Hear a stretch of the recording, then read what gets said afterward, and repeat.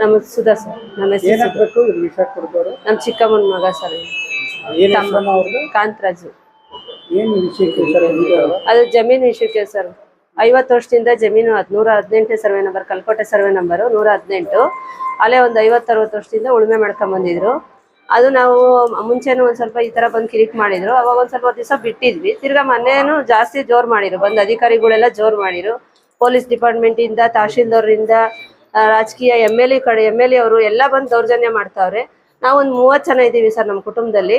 ಆದ್ರೆ 30 ಜನನು 20 ದಿವಸದಿಂದ ಅಲ್ಲಿ ಕುತ್ಕೊಂಡಿದೀವಿ. ಒಂದ್ ದಿವಸ ಬರ್ತಾರೆ, ಅವತ್ತು ಏನೋ ಒಂದ್ ಹೇಳ್ತಾರೆ, ಹೋಗ್ತಾರೆ. ತಿರ್ಗಾ ಒಂದ್ ದಿವಸ ಬರ್ತಾರೆ, ಅವತ್ತು ಹಿಂಗೆ ಹೋಗ್ತಾರೆ. ನಾವು ಆ ಕಡೆ ಜಮೀನ್ ತೋರಿಸ್ತೀವಿ, ಬೇರೆ ಕಡೆ ಜಮೀನ್ ತೋರಿಸ್ತೀವಿ, ಅದ್ ಮಾಡ್ಕೊಡ್ತೀವಿ ಅಂದ್ರು.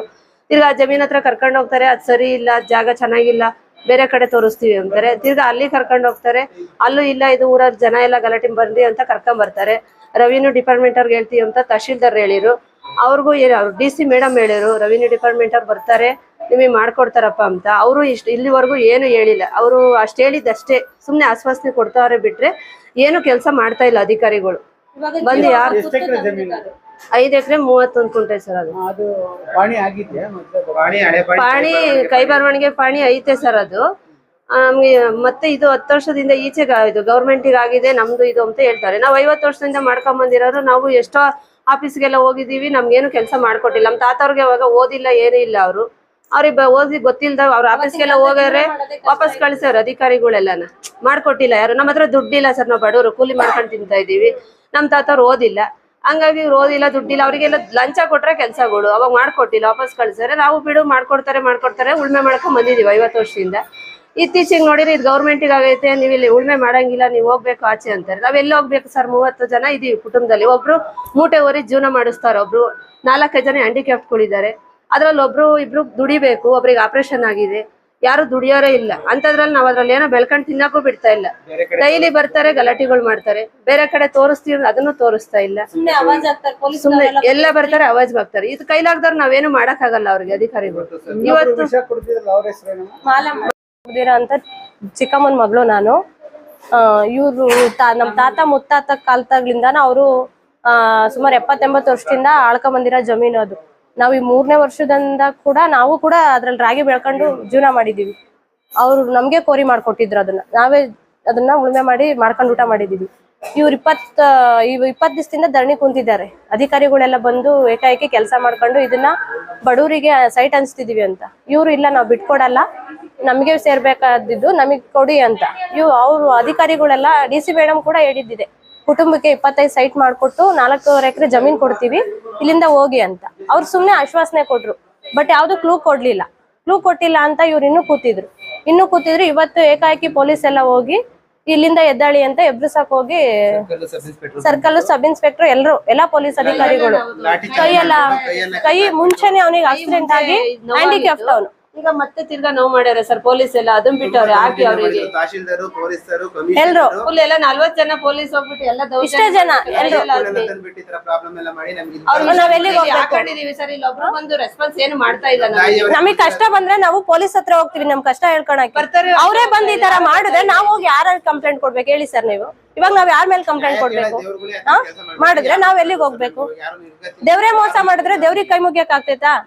ಇಲ್ಲ ತಾನೆ, ನಾವೆಲ್ಲ ಇಷ್ಟೊತ್ತಾಗೈತೆ. ಇವಾಗ ಡಾಕ್ಟರ್ ಹೇಳಿದ್ದಾರೆ ನಿಮಗೆ ಡೌಟ್ ಇದ್ರೆ ತುಮಕೂರಿಗೆ ಕರ್ಕೊಂಡೋಗಿ ಅಂತ. ಈಗ ತುಮಕೂರಿಗೆ ಕರ್ಕೊಂಡೋಗಿ ಅಂತ ಹೇಳಿ 1 ಗಂಟೆ ಆಗೈತೆ ಸರ್, ಯಾರು ಕರ್ಕೊಂಡೋಗಿಲ್ಲ. 20 ದಿವಸದಿಂದ ಕೂತಿದ್ದಾರೆ ಸರ್. ಅವನು ತೆಂಗಿನಕಾಯಿ ಎಣ್ಣೆ ವ್ಯಾಪಾರ ಮಾಡ್ಕೊಂಡು ಜೀವನ ಮಾಡ್ತಿದ್ದ. 20 ದಿವಸದಿಂದ ಕೂತಿದ್ದಾನೆ. ಅವ್ನಿಗೆ ಇವಾಗ ದುಡ್ಡಿಲ್ಲ, ನಾವ್ ಎಲ್ಲಿ ಕರ್ಕೊಂಡು ಹೋಗ್ಬೇಕು ಹೇಳಿ ಸರ್? ಹೇಳಿ. ಬಡವ್ರಿಗೆ ಇಷ್ಟೊಂದು ದೌರ್ಜನ್ಯ ಮಾಡ್ಬಾರ್ದು ಸರ್. MLA ಸಾಹೇಬ್ರು ಇದ್ದು ಬಂದು ಎಲ್ಲ ಹೇಳಿ ಹೋಗಿ ಆಶ್ವಾಸನೆ ಕೊಟ್ಟಿದ ತಕ್ಷಣ ನಡ್ಕೋಬೇಕು. ಸುಮ್ನೆ ಇಲ್ಲಿಂದ ಎದ್ದಾಳಿ ಅಂತಂದ್ರೆ ಎಲ್ಲ ಹೋಗ್ಬೇಕು. ಅವ್ರು ಊಟ ತಿಂದಿಲ್ಲ, ಏನಿಲ್ಲ, ಏಕೈಕಿ ಹೊಡೆದ್ರೆ ಎಷ್ಟು ನೋವಾಗುತ್ತೆ ಹೇಳ್ರಿ ಸರ್. ಪೊಲೀಸರು ಕಳಿಸ್ಬಿಟ್ಟಿವ್ರು, ಹೊಡೆಸ್ಬಿಟ್ರೆ ಸರ್. ಈ ತರ ಜೀವಕ್ಕೆ ಕುತ್ತರ ಬಂದು ಅವರು ಈ ತರ 15-20 ದಿವಸಕ್ಕೆ ಮುಂಚೆನೆ ಬಂದು ಒಳ್ಳೆ ಸಮಾಧಾನ ಹೋಗಿ ಇಂತದಾಗ ಮಾಡ್ಕೊಳ್ಳಿ ಅಂತ ಹೇಳಿದ್ರೆ ಈ ತರ ಪರಿಸ್ಥಿತಿನೇ ಬರ್ತಿರ್ಲಿಲ್ಲ ಸರ್. ಹೇಳಿದ್ರು ನಾವು ಬೇರೆ ಕಡೆ ಕೊಡಿಸ್ತೀವಿ, ರೆವಿನ್ಯೂ ಡಿಪಾರ್ಟ್ಮೆಂಟ್ ಅವ್ರಿಗೆ ಕರೆಸ್ತೀವಿ, ನಾವು ಅವ್ರಿಗೆ ಹೇಳ್ತೀವಿ 4.5 ಎಕರೆ ಜಮೀನು ಹೇಳ್ತೀವಿ, 25 ಸೈಟು ಹೇಳ್ತೀವಿ, ಎಲ್ಲ ಹೇಳಿರು, ಏನೂ ಇಲ್ಲ ಸರ್. 20 ದಿವಸ ಆಗೈತೆ. ಡಿ ಸಿ ಮೇಡಮ್ ಇವತ್ತವರೆಗೂ ಏನು ತೋರಿಸಿಲ್ಲ. ಅವರು ಏನು ವೃಕ್ಷ ಹಾಕಿ ನೋಡಿ ಸರ್, ಯಾರು ಓದಿಲ್ಲ ಮೇಡಮ್, ಯಾರು ಓದಿಲ್ಲ, ಎಲ್ಲ ಹೆಬ್ಬೆಟ್ಕೊಳ್ಳೆ. ಡಿ ಸಿ ಮೇಡಮ್ ಒಂದ್ಸತಿ ಇಷ್ಟು ಜನ ಹ್ಯಾಂಡಿಕ್ಯಾಪ್ಟ್ ಇದಾರೆ, ಸ್ಪಾಟ್ ಅಲ್ಲೂ ಬಂದು ಏನ್ ಮಾಡ್ತಾವ್ರೆ ಇವರು ಅಂತಾನು ಒಂದ್ ದಿವಸ ನೋಡಿಲ್ಲ. ಒಂದು 6 ಜನ ಹ್ಯಾಂಡಿಕ್ಯಾಪ್ಟ್ಗಳು ಇದ್ದೀವಿ ಸರ್. ಊಟ ಇಲ್ಲ ಸರ್ ಅವರಿಗೆ, ಇಲ್ಲ ಸರ್, ಬಂದೇ ಇಲ್ಲ. ಡಿ ಸಿ ವಿಸಿಟ್ ಹಾಕಿಲ್ಲ, ಕರೆಸ್ಕೊಂಡಿದ್ರು ಇರೋ ಹತ್ರನೇ. ಯಾರು ತಹಶೀಲ್ದಾರು ಬಂದಿಲ್ಲ, ಯಾರು ಬಂದಿಲ್ಲ ಸರ್. ಅಲ್ಲಿ ಇರೋ ಹತ್ರನೇ ಕರೆಸ್ಕೊಂಡು ಅವರೇ ಹೇಳಿದ್ರಂತ 25,000 ಪೊಲೀಸ್ ಬಂದವ್ರೆ, ಬರ್ತಾರೆ, ದೌರ್ಜನ್ಯ ಮಾಡ್ತಾರೆ ಪೊಲೀಸ್ ಅಷ್ಟೇ. ಅಧಿಕಾರಿಗಳು ಬೇರೆ ಯಾರು ಬಂದಿಲ್ಲ ಸರ್. ಅಲ್ಲಿ ಅವ್ರ ಹೇಳಿಕೆ ಮಾತು ಕೇಳ್ಕೊಂಡು ಬರ್ತಾರೆ, ಹೊಡಿತಾರೆ, ಅಂತಾರೆ, ದೌರ್ಜನ್ಯ ಮಾಡ್ತಾರೆ. ಪೊಲೀಸ್ ಅವ್ರು ಮಾತಾಡೋದ್ ಮಾತ್ರ ವಿಡಿಯೋ ಮಾಡ್ಕೋಬೇಕು, ನಾವು ಮಾತಾಡೋದು ಅವ್ರು ಮಾತಾಡೋದು ನಾವ್ ವಿಡಿಯೋ ಮಾಡ್ಕೊಂಡ್ರೆ ಫೋನ್ಗಳೆಲ್ಲ ಕಿತ್ಕಂತಾವ್ರೆ. ಅವ್ರು ಮಾತಾಡೋದನ್ನ ವಿಡಿಯೋ ಮಾಡ್ಕೋಬಹುದು. ನಿಮ್ಮ ಅಪ್ಪಂದಾಯ್ತು ಇಲ್ಲಿ ಕೂತಿದ್ದೀರಾ, ಎದ್ದೋಗ್ರಿ ಅಂತಾರೆ. ಅಪ್ಪಂದ ಆಗೋವತ್ಕಿಂತ ಅಲ್ವಾ ಸರ್ ಕೂತಿರೋದು? ಸರ್ ನಾವಿಲ್ಲಿ ಇವಾಗ 18ನೇ survey number sir, Kalkote survey number, Guddatti ward number 1 ಗುಡ್ದಟ್ಟಿನ ಒಂದೇ ಕುಟುಂಬದ ಚಿಕ್ಕಪ್ಪ ದೊಡ್ಡಪ್ಪನ ಮಕ್ಕಳು ಎಲ್ಲ 30 ಜನ ಇದೀವಿ ಸರ್. ಒಂದೇ ಮನೇಲಿ ಇದೀವಿ. ಎಲ್ಲ ಜಾಸ್ತಿ ಜನ ಐತೆ ಸರ್. ಕುಟುಂಬ ದುಡಿಯೋರು ಕಮ್ಮಿ ಸರ್. ಎಲ್ಲ ಹ್ಯಾಂಡಿಕ್ಯಾಪ್ಗಳು ಪಾಪ ಮೂಟೆ ಅಮಲಿ ಕೆಲಸ ಮಾಡಿ ಜೀವನ ಮಾಡ್ತಾ ಇರೋದು ಸರ್. ಯಾರು ಇಲ್ಲಿ ದುಡ್ಡಿರೋ ಅಂತಾರೆ ಯಾರು ಇಲ್ಲ ಸರ್. ಎಲ್ಲ ಕಷ್ಟದಲ್ಲಿರೋದೇನೆ ಅರ್ಥ ಮಾಡ್ಕೊಬೇಕು ಸರ್. ಅಧಿಕಾರಿಗಳು ಯಾರೋ ಇರೋ ಅಂತವ್ರಿಗೆ ದೌರ್ಜನ್ಯ ಮಾಡ್ಬೇಕು. ಅಲ್ಲಿ ಇಲ್ಲೂ ಕೊಳ್ಳೆ ಹೊಡಿತಾ ಇದಾರೆ. ಅವ್ರ ಹತ್ರ ಹೋಗ್ಬೇಕು ಸರ್, ಬಡವ್ರ ಹತ್ರ ಬಂದ್ ಈ ತರ ಮಾಡ್ಬಾರ್ದು. ಡಿ ಸಿ ಮೇಡಮ್ ಆಫೀಸ್ ಹತ್ರ ನಾವೇ ಹೋಗಿದೀವಿ. ಅವರು ಡಿ ಸಿ ಮೇಡಮ್ ಸ್ಪಾಟಿಗೆ ಬಂದ್ ನೋಡಿಲ್ಲ ಸರ್. ನಮ್ಮನ್ನೇ ಆಫೀಸ್ ಹತ್ರ ಕರೆಸ್ಕೊಂಡ್ರು. ಅಲ್ಲೇ ಹೋಗಿ ಮಾತಾಡ್ಕೊಂಬಂದ್ ಆಶ್ವಾಸನೆ ಕೊಟ್ಟ ರೀತಿ ನಾವ್ ಮಾತಿಗೆ ತಪ್ಪಲ್ಲಮ್ಮ ಅಂತ ಹೇಳಿದ್ರು. ಇವತ್ತು ಮಾತಿಗೆ ತಪ್ತವ್ರೆ ಸರ್ ಅವರು ಡಿ ಸಿ ಮೇಡಮ್.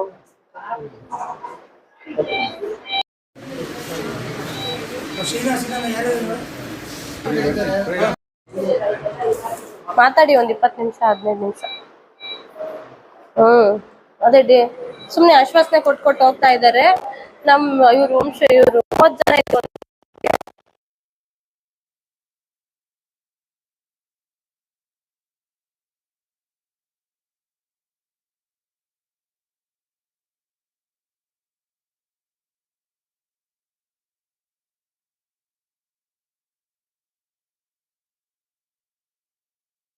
ಇದು ಬ್ಲಡ್ ಚೆಕ್ ಮಾಡಿ ಈಗ ತುಮಕೂರಿಗೆ ರೆಫರ್ ಮಾಡೋದು ಸರ್.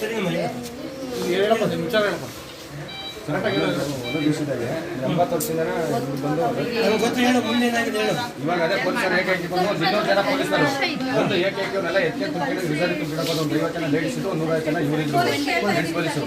ಇವರೇ ಮಾಡಿದ್ರು. ಅವ್ರಿಗೆ ಕೈ ಪೂರ್ತಿ ಕಟ್ಟ ಇದೆ, ಕೈ ಬರಲ್ಲ, ಕಾಲು ಇಲ್ಲ, ಏನಿಲ್ಲ. ಯಾರನ್ನ ಒಬ್ರು ಮಾತಾಡಿ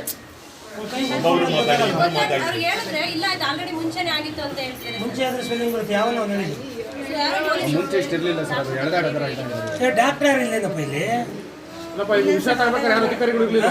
ಅಧಿಕಾರಿಗಳು ಎಲ್ಲರೂ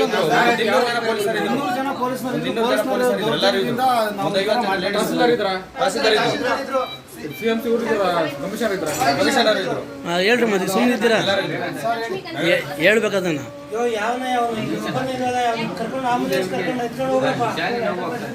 ನಗರಸಭೆ ಎಲ್ಲ ಬಂದಿರು, ಎಲ್ಲರೂ ಇದ್ರು ಬೆಳಿಗ್ಗೆಯಿಂದ. ಯಾರು ಪೊಲೀಸ್ನವರು ಇವರು ಡಾಕ್ಟರ್ ಡಾಕ್ಟರ್ ಇಲ್ಲ ಅವನಿಂದ ಪರಿಸ್ಥಿತಿ ಏನು ಅವ್ನಿಗೆ ಇಲ್ಲಿ ಟ್ರೀಟ್ ಮಾಡೋಕ್ಕಾಗಿಲ್ಲ ಅಂದ್ರೆ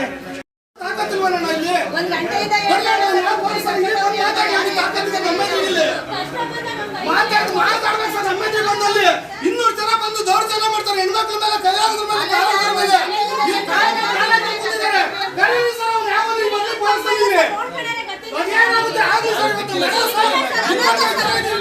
ಮೇಲೆ ಸತ್ರ ಪರವಾಗಿಲ್ಲ, 24 ಜನ ಸತ್ರ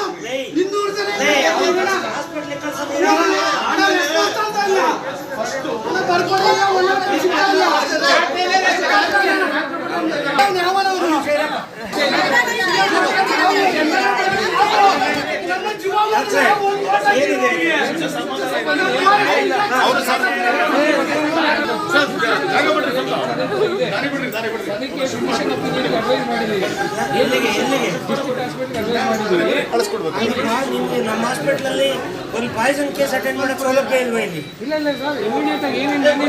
ಅದು ಇಲ್ಲಿಂದ ತುಮಕೂರು ಹೋಗೋವರೆಗೂ ಬದುಕ್ತಾನೆ ಅವನು. ಮತ್ತೆ ಟ್ರೀಟ್ಮೆಂಟ್ ಶುರು ಮಾಡ್ರಿ. ಮಾಡಿದೀವಿ ಸರ್. ಮತ್ತೆ ಅಲ್ಲಿಗೆ ರೆಫರ್ ಮಾಡ್ತೀರಾ? ನಿಮ್ಮಲ್ಲಿ ಶಕ್ತಿ ಇಲ್ವಾ? ನಮ್ಮಲ್ಲಿ ಫಿಸಿಷಿಯನ್ ಇಲ್ಲ ಸರ್, ಅದಕ್ಕೋಸ್ಕರ ಫಿಸಿಷಿಯನ್ ಯಾವನು? ಯಾಕಿಲ್ಲ ಫಿಸಿಷಿಯನ್? ಸೆಕೆಂಡ್ ಸ್ಯಾಟರ್ಡೆ ರಜೆ ಸರ್. ಅವ್ರಿಲ್ಲ ಅಂದ್ರೆ ಬೇರೆ ಯಾರಾದ್ರೂ ಇರ್ಬೇಕಲ್ಲ. ಇಲ್ಲ ಸರ್, ಒಬ್ಬರೇ ಇರೋದು ನಮ್ಮ ಫಸ್ಟ್ ಒಬ್ಬರೇ ಅದಪ್ಪ ಎಮರ್ಜೆನ್ಸಿ ಕೇಸ್ ಅಂತ ಯಾರನ್ನೂ ಅಟೆಂಡ್ ಮಾಡಕ್ ಕರ್ಸಕ್ಕಲ್ವಾ ಸರ್ ಅರ್ಜೆಂಟ್? ತುಮಕೂರು ಹೋಗೋವರೆಗೂ ಇರ್ಬೇಕಲ್ಲಪ್ಪ ಅವನು. ಶುರು ಮಾಡಿರ್ತೀವಿ ಸರ್. ಏ ಇರಪ್ಪ, ನೋಡು, ಅವ್ನಿಗೆ ಏನೂ ತೊಂದರೆ ಆಗ್ಬಾರ್ದು. ನಾನು ಹೇಳ್ತಾ ಇದ್ದೀನಿ, ನಿಮ್ಮ ಹೆಸರೇನ್ರಿ? ಗಿರೀಶು. ಯಾವುದೇ ಕಾರಣಕ್ಕೂ ನಿಮ್ಮ ಹಾಸ್ಪಿಟ್ಲಿಗೆ ಬಂದಿದ್ದಾರೆ, ಅವ್ರು ತೊಂದರೆ ಆದಂಗೆ ನೋಡ್ಕೋಬೇಕಷ್ಟೇ. ಮಾಡ್ತೀವಿ ಸರ್.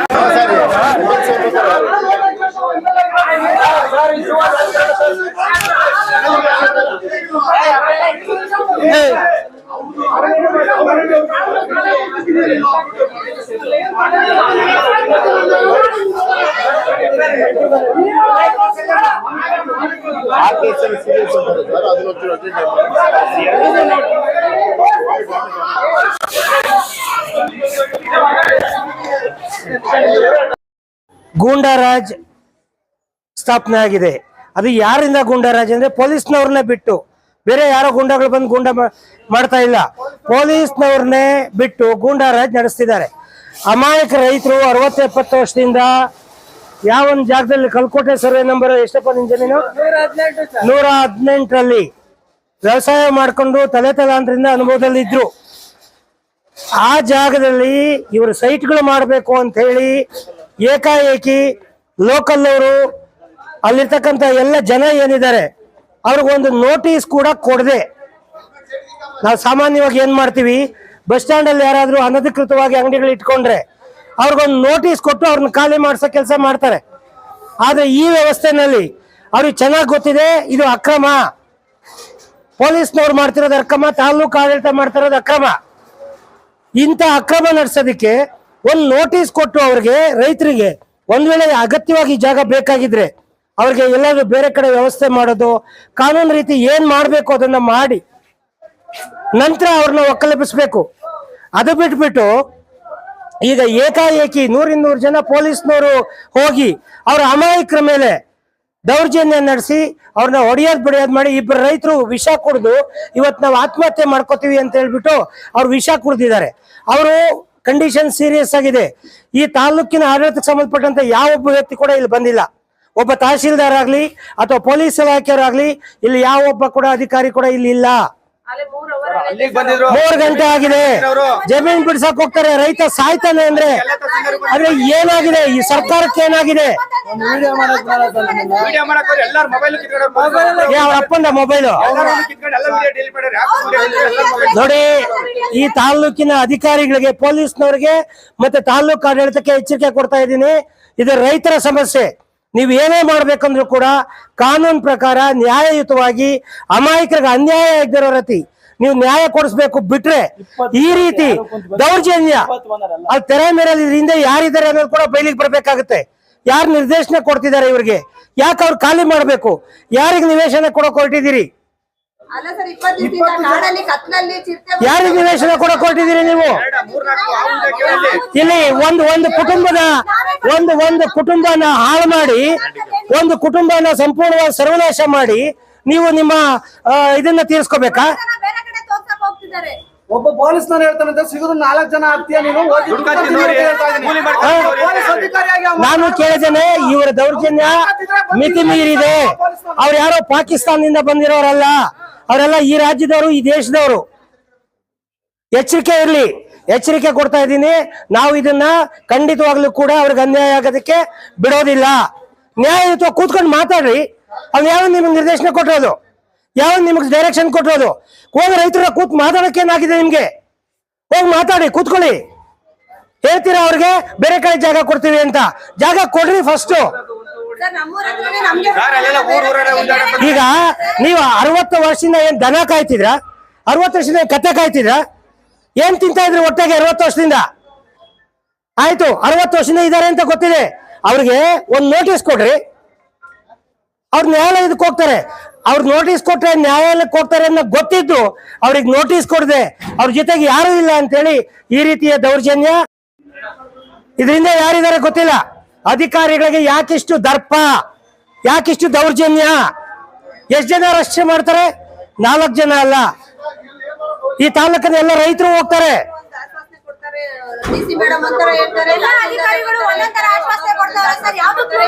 ಆಶ್ವಾಸನೆ ಅಲ್ಲ, ಅವನಲ್ಲಿ ಇದಾನೆ. ಎಲ್ಲಿಗೆ ಹೋಗ್ಬೇಕು ಅವ್ನು? ಎಲ್ಲಿಗೆ ಹೋಗ್ಬೇಕು? ನಮ್ ಪ್ರಶ್ನೆ. ಅವ್ನು ಎಲ್ಲಿಗೆ ಹೋಗ್ಬೇಕು? ಅವ್ರು ಆಯ್ತು 60 ವರ್ಷದಿಂದ ಏನ್ ಕತ್ತೆ ಕಾಯ್ತಿದ್ರ? ಏನ್ ತಿಂತಾ ಇದ್ರು ಹೊಟ್ಟೆಗೆ 60 ವರ್ಷದಿಂದ? ಯಾವ ಇಲ್ಲಿವರೆಗೂ ಆಡಳಿತ ಇರ್ಲಿಲ್ವಾ? ಯಾಕೆ ಅವ್ರನ್ನ ಖಾಲಿ ಮಾಡಿಸ್ಲಿಲ್ಲ ಅವತ್ತೇ? ಯಾಕೆ ಅವ್ರನ್ನ ಖಾಲಿ ಮಾಡಿಸ್ಲಿಲ್ಲ? ಆಯ್ತಲ್ಲ, ಇವತ್ತು ಆಯ್ತು, ನೀವ್ ಯಾರಿಗ ಆಶ್ರಯ ಕೊಡಕ್ ಹೊರಟಿದ್ದೀರಿ? ಇರಪ್ಪ, ಯಾರಿಗ ಆಶ್ರಯ ಕೊಡಕ್ ಹೊರಟಿದ್ದೀರಿ? ನಿರಾಶ್ರಿತರು. ಹಾಗಾದ್ರೆ ಇವ್ರನ್ನ ಖಾಲಿ ಮಾಡ್ಸಿದ್ರೆ ಇವ್ರು ನಿರಾಶ್ರಿತರಾಗಲ್ವಾ? ಇವ್ರು ಮನುಷ್ಯರಲ್ವಾ? ಇವ್ರು ಈ ಊರ್ನವ್ರಲ್ವಾ? ಯಾವ ನ್ಯಾಯ ಇದು? ಯಾರು ಹೇಳೋರ್ ಕೇಳೋರು ಯಾವನು ಇಲ್ವಾ ನಿಮ್ಗೆ? ಎಷ್ಟು ದೌರ್ಜನ್ಯ ನಿಮ್ದು? ಹಗಲು ದರೋಡೆ ನಡೀತಾ ಇದೆ ಮುನ್ಸಿಪಾಲಿಟಿನಲ್ಲಿ, ತಾಲೂಕ್ ಆಫೀಸಲ್ಲಿ ದೌರ್ಜನ್ಯ. 1000 ರೂಪಾಯಿ ದರೋಡೆ ಮಾಡಿ ತಿಂದು ಸಾಯ್ತಾ ಇದ್ದೀರಾ. ಅದು ಸಾಲದು ಅಂತೇಳಿ ಇಷ್ಟು ಜನ ಅಮಾಯಕರ ತಲೆ ಮೇಲೆ ನಾಚಿಕೆ ಆಗ್ಬೇಕು ನಿಮ್ಮ ಆಡಳಿತಕ್ಕೆ.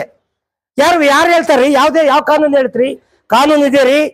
ಯಾರು 30 ವರ್ಷಕ್ಕಿಂತ ಜಾಸ್ತಿ ಒಂದು ಜಾಗದಲ್ಲಿ ಕೂತು ವ್ಯವಸಾಯ ಮಾಡಿರ್ತಾರೆ, ಅದು ಅವ್ರದ್ದು ಜಾಗ. ಅದಕ್ಕೆ ದಾಖಲಾತಿ ಇದೆ, ಟಿ ಕಟ್ಟಿದ್ದಾರೆ. ಇದೇ ಶಾಸಕರು ಹಿಂದೆ ಅವ್ರಿಗೆ ಒಂದು ಲೆಟರ್ ಕೊಟ್ಟವ್ರೆ, DC ಅವ್ರು ಲೆಟರ್ ಮಾಡಿದ್ದಾರೆ, ಇವ್ರಿಗೆ ಅಲರ್ಟ್ ಮಾಡ್ಕೊಡಿ ಅಂತ ಹೇಳ್ಬಿಟ್ಟು. ಆಯ್ತು, ಒಂದ್ ವೇಳೆ ಅನಿವಾರ್ಯವಾಗಿ ಬೇಕಾ? ನ್ಯಾಯ ರೀತಿಯಿಂದ ಮಾಡ್ರಿ, ಕೊಡಿ ನೋಟಿಸ್. ಅವರು ಇದು ನ್ಯಾಯ ಅನ್ನೋದಿಲ್ವಾ? ದೇಶ ಅನ್ನೋದಿಲ್ವಾ? ಸಂವಿಧಾನ ಇಲ್ವಾ ಇಲ್ಲಿ? ಅವ್ರು ಹೋಗ್ತಾರೆ ಕೋರ್ಟ್ಗೆ ಹೋಗಿ ಕೇಳ್ತಾರೆ. ಕೋರ್ಟಲ್ಲಿ ಅವ್ರಿಗೇನಾದ್ರು ಇಲ್ಲಪ್ಪ ನೀವು ಖಾಲಿ ಮಾಡ್ರಿ ಅಂತ ನಿರ್ದೇಶನ ಬಂದ್ರೆ ಅವ್ರು ಖಾಲಿ ಮಾಡ್ತಾರೆ. ಯಾವ ನ್ಯಾಯ ಇದು?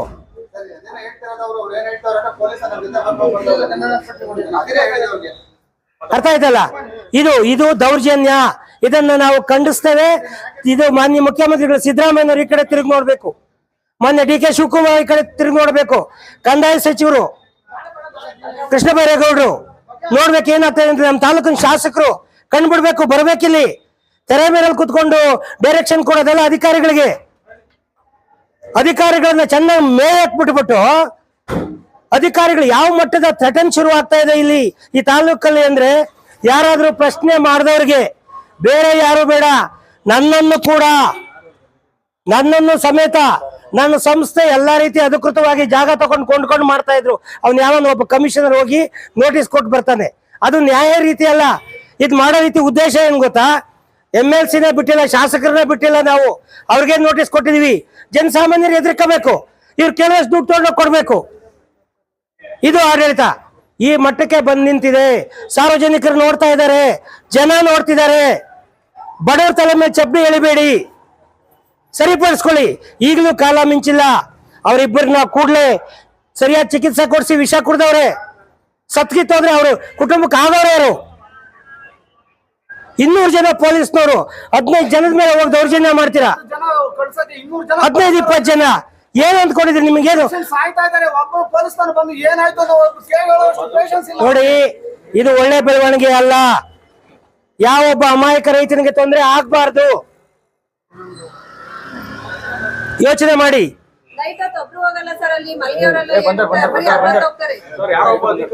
ಸುಮಾರು ನನಗೆ ಮಾಹಿತಿ ಇರೋ ಪ್ರಕಾರ ಸುಮಾರು 3 ತಿಂಗಳಿಂದ ಇದು ನಡೀತಾ ಇದೆ. ಇವ್ರು ನಗರಸಭೆಯಲ್ಲಿ ತೀರ್ಮಾನ ಮಾಡ್ಕೊಂಡವ್ರೆ. CM ಬರ್ತಾರಂತೆ, ವಿಸಿಟ್ ಮಾಡ್ತಾರಂತೆ.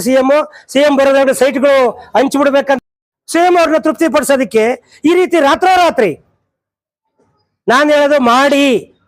ನೀವು ತಾಲೂಕಿನ ಶಾಸಕರಿದ್ದೀರಿ, ತಾಲೂಕಿನ ಆಡಳಿತ ವ್ಯವಸ್ಥೆ ಇದೆ, ಮಾಡಿ, ರೀತಿ ನೀತಿನಲ್ಲಿ ಮಾಡಿ. ಖಂಡಿತ ನಿಮ್ಮ ಯಾವ ದೌರ್ಜನ್ಯಕ್ಕೂ ಸೊಪ್ಪಾಕೋ ಮಾತಿಲ್ಲ. ಧಿಕ್ಕಾರ ಇದೆ ನಿಮ್ಮ ಆಡಳಿತಕ್ಕೆ, ನಿಮ್ ದೌರ್ಜನ್ಯಕ್ಕೆ ಧಿಕ್ಕಾರ ಇದೆ. ಇದು ಬೇಡ. ಇದು ಸರಿಯಾದ ರೀತಿ ನಡ್ಕೊಳ್ಳಿ, ಸರಿಯಾದ ರೀತಿ ಆಡಳಿತ ಅಧಿಕಾರಿಗಳಿಗೆ ತಾಕೀತು ಮಾಡಿ. ಕೆಟ್ಟ ಹೆಸರು ಬಂದ್ರೆ ಶಾಸಕರಿಗೆ ಬರೋದು, ಅಧಿಕಾರಿಗೆ ಬರಲ್ಲ. ಅವ್ನು ಇರ್ತಾನೆ, ನಾಳೆ ಹೋಗ್ತಾನೆ. ಯೋಚನೆ ಮಾಡಿ ನೋಡಿ. ನನ್ನ ವಿನಂತಿ ಇದೆ, ನನ್ನ ಆಗ್ರಹ ಇದೆ, ಕೂಡಲೇ ಬಂದು ಮೊದಲು ಅವ್ರ ಅಮಾಯಕರನ್ನ ಸರಿಯಾದ ರೀತಿ ಚಿಕಿತ್ಸೆ ಕೊಡಿಸಿ. ಅವರಿಗೆ ಅನ್ಯಾಯ ಆಗಿದೆ, ಕೊಡ್ರಿ ಕಾನೂನು. ನಿಮಗೊಂದು ನೋಟಿಸ್ ಕೊಡಕ್ ತಾಕತ್ತಿಲ್ಲ. ಯಾವನ ಒಂದು ಕಮಿಷನರು, ಅವನಿಗೆ ಜ್ಞಾನ ಇಲ್ಲ, ಅವನು ಏನು ಓದ್ಕೊಂಡ್ ಬಂದಿದ್ದಾನೆ? ಕೊಡ್ರಿ ನೋಟಿಸ್ ಒಂದು. ಅವ್ರೇನು ಉತ್ತರ ಕೊಡ್ತಾರೆ? ಯಾವ ನ್ಯಾಯಾಲಯಕ್ಕೆ ಹೋಗ್ತಾರೆ? ಹೋಗ್ಲಿ, ತೀರ್ಮಾನ ಆಗ್ಲಿ. ಕೊಡಿ 15 ದಿವಸ ಟೈಮು. 60 ವರ್ಷದಿಂದ ಬಿಟ್ಟಿದ್ದೀರಿ. 3 ತಿಂಗಳು 6 ತಿಂಗಳಲ್ಲಿ ಏನಾಗತ್ತೆ? 60 ವರ್ಷದಿಂದ ಅಲ್ಲಿ ಇರಕ್ ಬಿಟ್ಟಿದ್ದೀರಿ ಅವ್ರನ್ನ. ಈಗ ರಾತ್ರಿ ಒಕ್ಲೆಬ್ಸದ? ಬರ್ಲಿ, ನಾವು ಅವ್ರ ಜೊತೆಗೆ ಇರ್ತೀವಿ, ನಾವು ಕುತ್ಕೋತೀವಿ. ಬರ್ಲಿ, ಅದು ಯಾವೊಂದು ಪೊಲೀಸ್ನವ್ನು ಬರ್ತಾನೆ, ಅದೆಷ್ಟು ಜನ ತಕೊಂಡು ಹೋಗ್ತಾರೆ, ನನ್ನನ್ನು ಸೇರಿಸಿ ಅದೆಷ್ಟು ಜನ ಒಳಗಾಗ್ತಾರೆ, ಹಾಕ್ಲಿ ನೋಡೋಣ. ಯಾರೊಬ್ಬ ಅಧಿಕಾರಿ ನಿಮ್ಮ ಅಪ್ಪಂದ ಏನಿದೆ ಅಂತ ಹೇಳಿದ್ರೆ ಯಾವ ಅಧಿಕಾರಿ ಅವ್ರ ಅಪ್ಪಂದ ಏನಿದೆ? ಯಾರನ್ನ ಕೇಳಿ ಸರ್ ದಯಮಾಡಿ ಅವ್ರು. ಯಾರಪ್ಪ? ಮಂಜೇಶ್ ಗೌಡ್ರು. ಹಾ, ನಿಮ್ಮ ಅಪ್ಪಂದ ಅದು ಅವ್ರ ಅಪ್ಪಂದ ಅದು ಕೊಡಿ. ನಿಮ್ಮ ಅಪ್ಪಂದ ಅಂತ ಸರ್ ನಮಸ್ತೆ. ನಮ್ಮ ಅಪ್ಪಂದ ಅಂತ ನಾವು ಕುಂತಿರೋ ನಮ್ಗೆ ಹೆಂಗ್ ಗೊತ್ತ ಅಮಾಯಕರಿಗೆ ನಮ್ಮ ಅಪ್ಪಂದ. ಸರ್, ಈ ತಾಲೂಕಿನಲ್ಲಿ ಎಂ ಪಿ ಅವರಿದ್ದಾರೆ ಲೈನಲ್ಲಿ. ಸರ್, ಈ ತಾಲೂಕಿನಲ್ಲಿ ಗೂಂಡಾರಾಜ್ ನಡೀತಾ ಇದೆ ಸರ್. ಪೊಲೀಸರ ಮುಖಾಂತರ. ಎಲ್ಲಪ್ಪ ಇದು ಲೌಡ್ ಸ್ಪೀಕರ್ ಲೌಡ್ ಸ್ಪೀಕರ್ ಹಾಕ್ತೀನಿ ಅಂತ ಹೇಳಿ ಸರ್. ಈಗ ಮಾಧ್ಯಮದವ್ರಿಗೆ ಅಡ್ರೆಸ್ ಮಾಡ್ತಾ ಇದ್ದೀನಿ, ಲೌಡ್ ಸ್ಪೀಕರ್ ಹಾಕಿದ್ದೀನಿ ಸರ್. ಈಗ ನಾನು